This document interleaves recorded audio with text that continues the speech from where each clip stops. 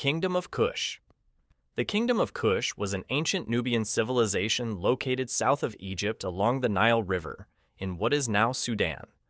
It emerged around 1070 BCE and became a formidable rival to Egyptian power.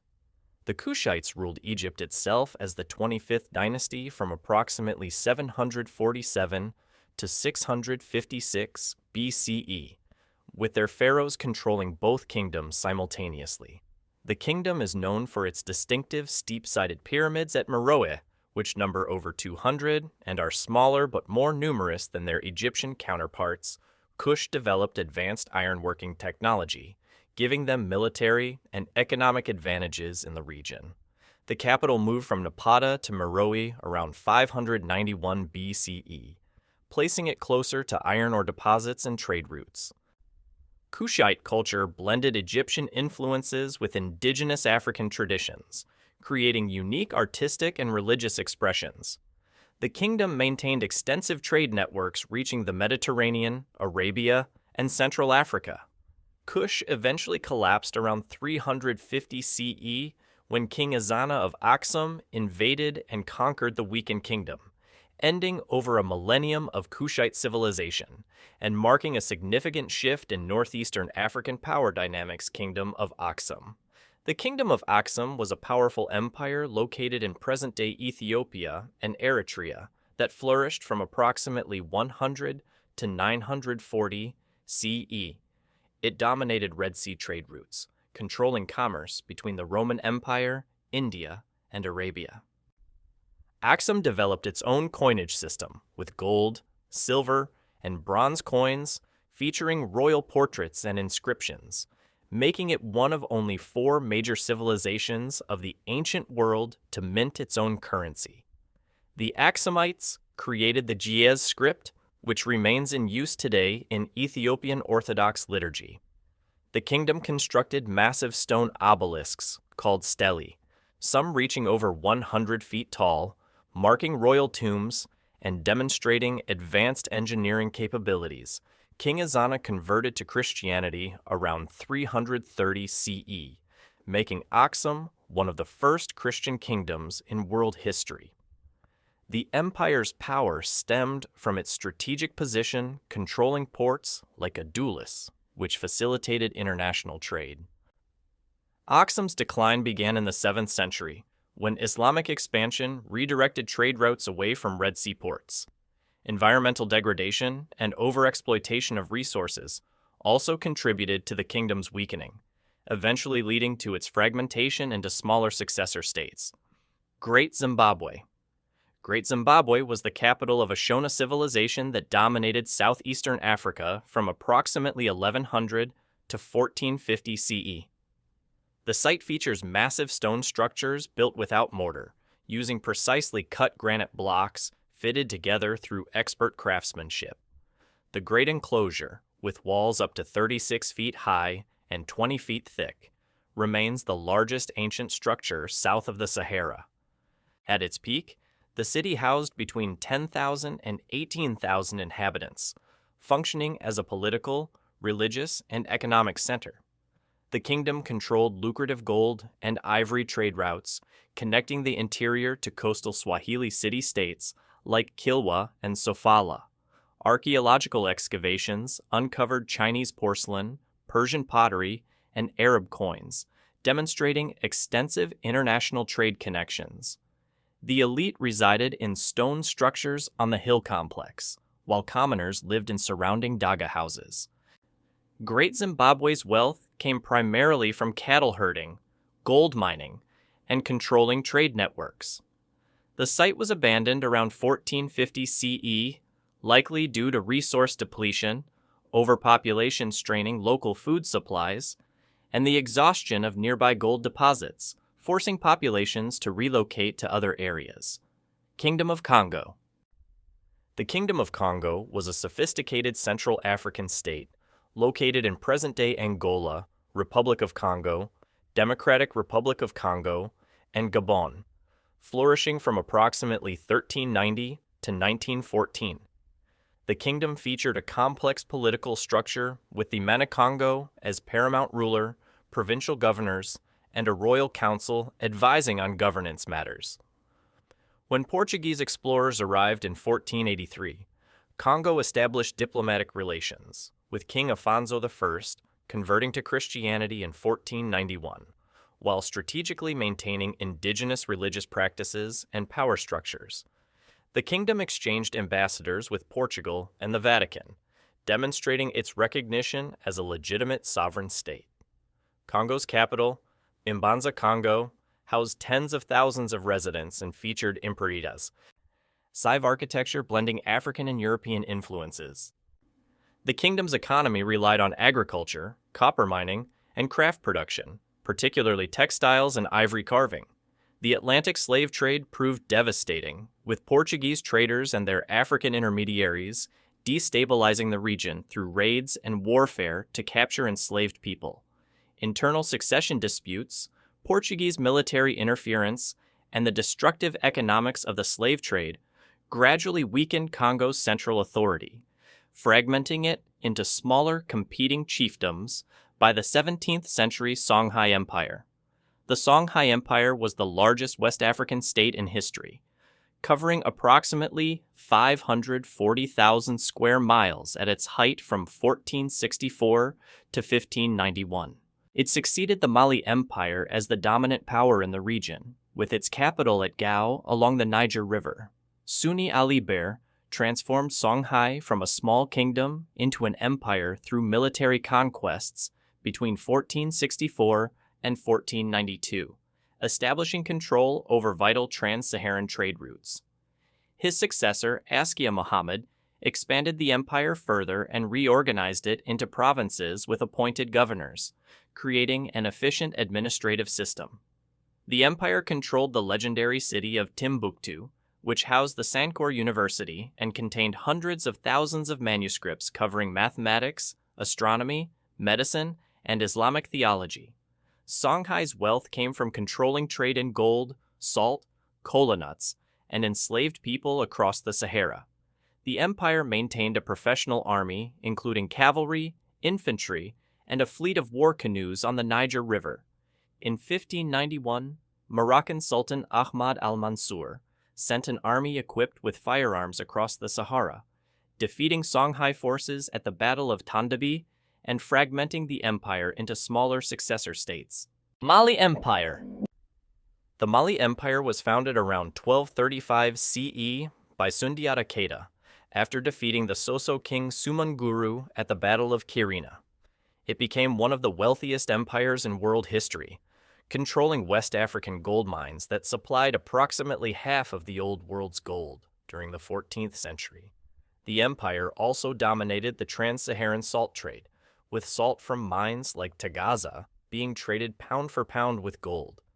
In some regions, Mali's most famous ruler, Mansa Musa, made a legendary pilgrimage to Mecca in 1324, traveling with thousands of attendants and distributing so much gold in Cairo that it caused inflation lasting over a decade. His generosity revealed Mali's extraordinary wealth to the Mediterranean world. The capital city of Niani served as a commercial hub, while Timbuktu and Djenné became renowned centers of Islamic learning, attracting scholars from across the Muslim world. Mali's legal system incorporated both Islamic law and traditional customs, administered through a structured hierarchy of officials. The empire began declining in the 15th century due to internal succession disputes, raids by Masi cavalry, Tuareg rebellions, and the rising power of Songhai, which eventually absorbed Mali's territories. Ghana Empire. The Ghana Empire was the first of the great West African empires, flourishing from approximately 300 to 1100 CE in the western Sahel, northwest of the modern nation of Ghana. It was known to Arab traders as the Land of Gold, due to its control over gold deposits and trade routes. The empire's power stemmed from its strategic position between Saharan salt mines and tropical gold-producing regions, allowing it to tax trade passing through its territory. Ghana's capital, Kumbi-Saleh, was actually two cities, one housing the king and traditional court, the other inhabited by Muslim merchants and scholars. The empire maintained a powerful military force, reportedly capable of fielding 200,000 warriors, including 40,000 archers. Ghana's kings accumulated enormous wealth through trade taxation and tribute from vassal states. Living in palace complexes decorated with gold and fine textiles, the rulers practiced traditional African religions, while allowing Islamic merchants to establish mosques and trading settlements. In 1076, the Almoravid dynasty, a Berber Muslim movement, conquered Ghana's capital, disrupting the empire's political structure. Though Ghana briefly recovered, it never regained its former power, and eventually fragmented into smaller kingdoms, with its territories later absorbed by the rising Mali Empire Kingdom of Mapungubwe.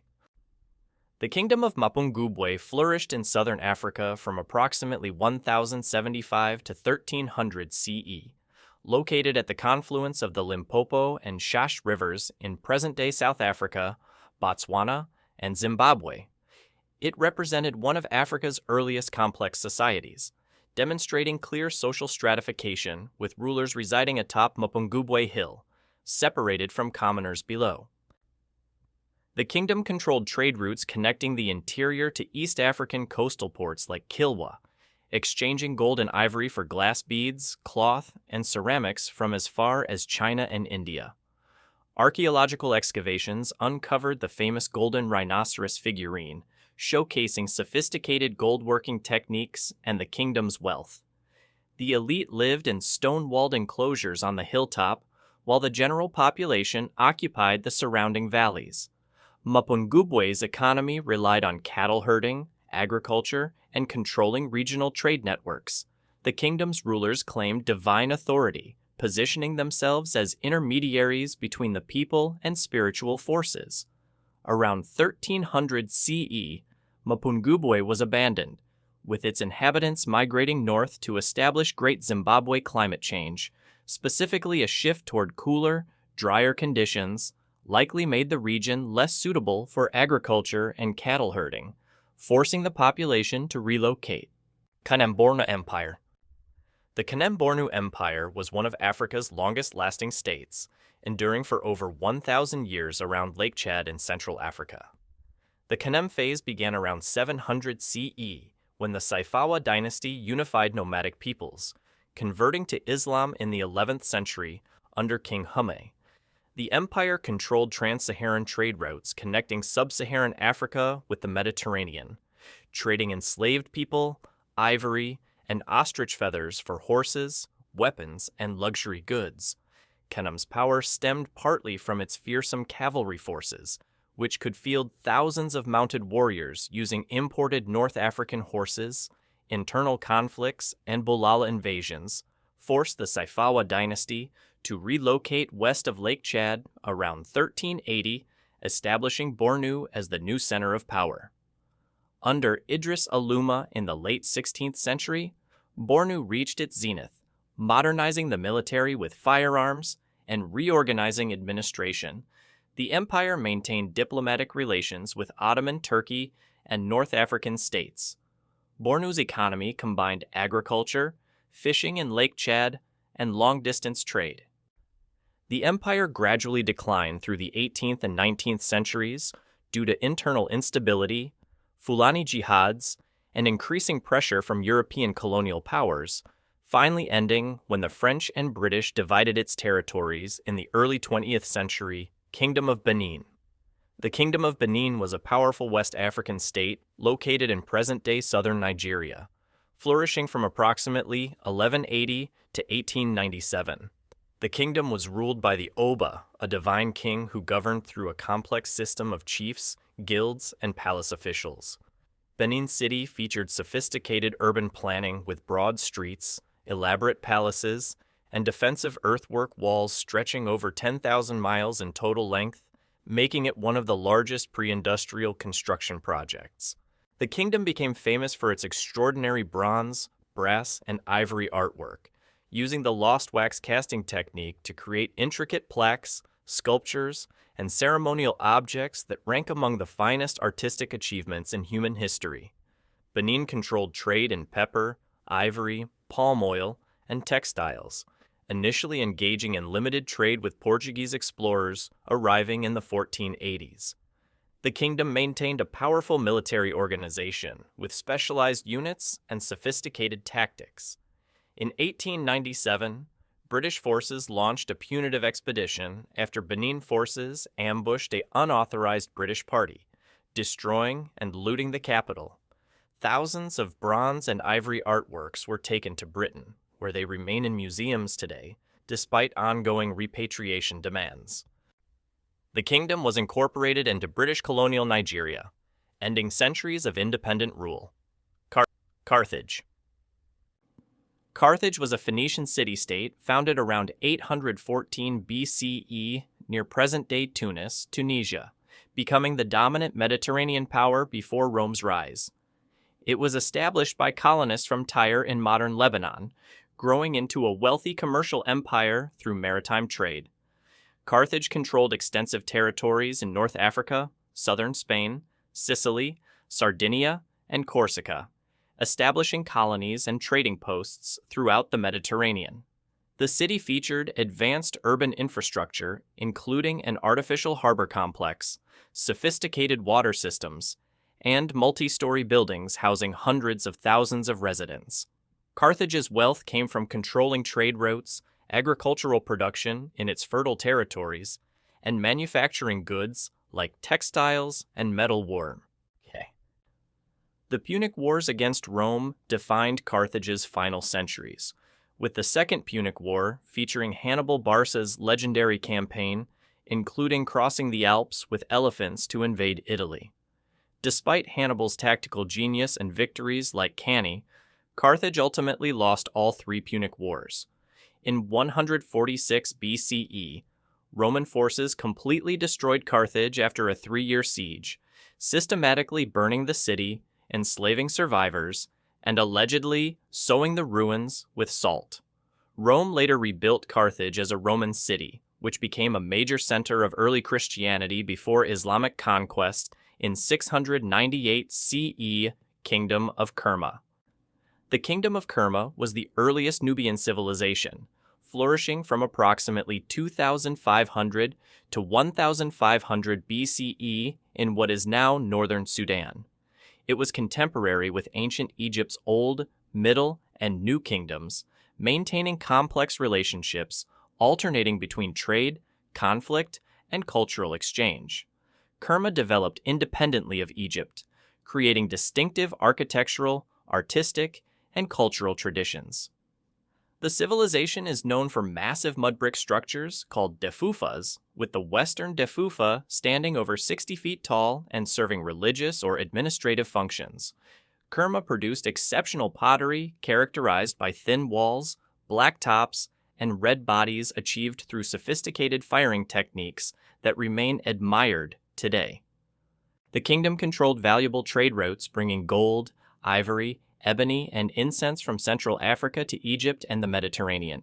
Kerma's rulers were buried in elaborate tumuli with hundreds of sacrificial victims, demonstrating significant political authority and social complexity. The capital city housed tens of thousands of inhabitants with distinct quarters for elite, craftsmen, and common residents. Around 1500 BCE, Egyptian pharaoh Thutmose I conquered Kerma during New Kingdom expansion southward, incorporating the region into Egyptian territory as the province of Kush. Though Nubian culture continued influencing and being influenced by Egyptian civilization Mutapa Empire, the Mutapa Empire emerged around 1430 CE as a successor state to Great Zimbabwe, located in present-day Zimbabwe and Mozambique.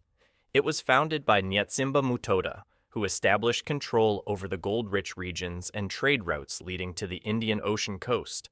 The empire's name derived from its ruler's title, Mwene Mutapa, meaning Lord of the Plundered Lands, or Master Pillager. Reflecting its origins in military conquest, Mutapa controlled extensive gold mining operations and established a complex tribute system with vassal chiefs providing goods, labor, and military service to the emperor. The capital shifted locations periodically, following traditional patterns of royal mobility. Portuguese traders arrived in the early 16th century, initially establishing mutually beneficial ICEC commercial relationships. However, Portuguese interference gradually increased as they sought direct control over gold sources and trade routes. The Portuguese supported rival claimants during succession disputes, weakening central authority and fragmenting the empire. Mutapa's power declined through the 17th century as Portuguese military expeditions, missionary activities, and commercial exploitation destabilized the region. Internal conflicts over succession and religious tensions between traditional beliefs and Christianity further eroded imperial unity. By the late 17th century, Mutapa had fragmented into smaller chiefdoms, with the Rozvi Empire emerging as the dominant power in the region. Rozvi Empire. The Rozvi Empire was a military state that dominated the Zimbabwe plateau from approximately 1660 to 1866. It was founded by Changamire Dambo, who broke away from the declining Mutapa Empire and established an independent kingdom through military conquest. The Rozvi successfully expelled Portuguese traders and soldiers from the plateau in the 1690s, ending European presence in the interior for nearly 2 centuries. The empire maintained strong centralized military organization, with the ruler commanding disciplined regiments capable of rapid mobilization. Rozvi territory contained important stone architecture sites, maintaining the building traditions established during Great Zimbabwe's era. The empire's economy relied heavily on cattle wealth, with rulers controlling vast herds that represented both economic resources and symbols of political power. Gold mining continued providing trade goods, though less extensively than under previous kingdoms. The Rozvi maintained control through a network of vassal chiefs who paid tribute and provided military support when required. The empire practiced traditional Shona religion, with the Mwari cult playing significant roles in legitimizing royal authority. In the 1830s, the Mfecane, a period of widespread disruption caused by Zulu expansion under Shaka and subsequent migrations, devastated the region. Ndebele groups under Mzilikazi invaded the plateau, destroying Rozvi military forces and fragmenting the empire into smaller competing chiefdoms, Kingdom of Makuria.